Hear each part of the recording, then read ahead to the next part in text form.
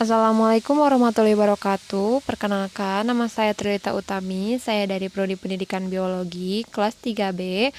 Saya akan menjelaskan tentang mata kuliah histologi tentang jaringan lemak, jaringan ikat lemak adiposa, yaitu mari kita lihat slide pertama, yaitu lemak.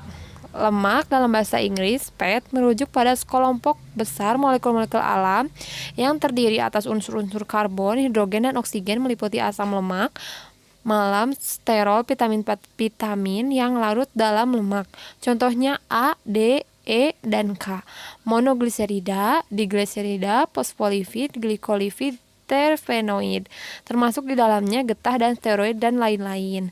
Pada jaringan adiposa, sel lemak mengeluarkan hormon leptin dan resistin yang berperan dalam sistem kekebalan hormon, sitokina yang berperan dalam komunikasi antara sel. Hormon sitokina yang dihasilkan oleh jaringan adiposa secara khusus disebut hormon adipokina, antara lain kemerin, interleukin 6, plasminogen, aktivator, inhibitor 1, retinol binding protein 4, RBP atau disebut RBP4, tumor nekrosis, faktor alfa, bisfatin, dan hormon metabolik seperti adiponektin dan hormon adipokinetik.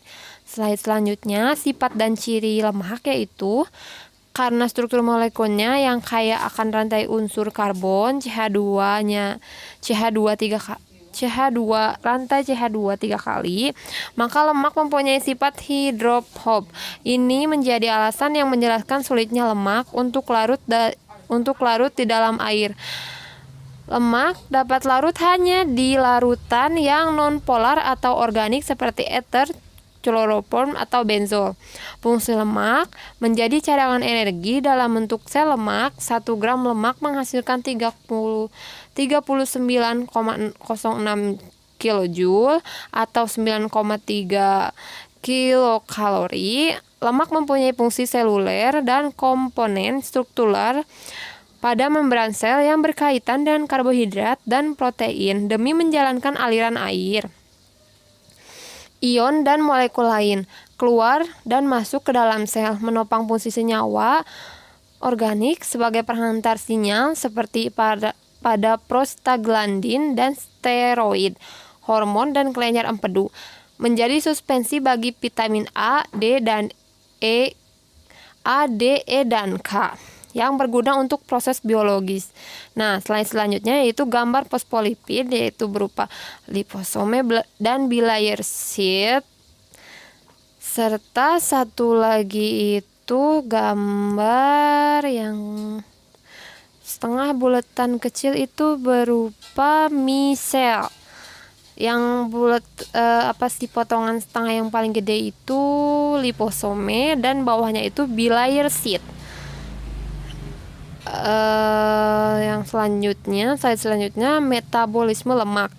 Jadi lemak yang menjadi makanan bagi manusia dan hewan lain adalah trigliserida, sterol, dan fosfolipid membran yang ada pada hewan dan tumbuhan. Proses metabolisme lipid menyintesis dan mengurangi cadangan lipid yang menghasilkan karakteristik lipid fungsional dan struktural pada jaringan tersebut. Individu tersebut ya. Sekian presentasi lemak dari saya. Mohon maaf bila ada kesalahan. Wassalamualaikum warahmatullahi wabarakatuh.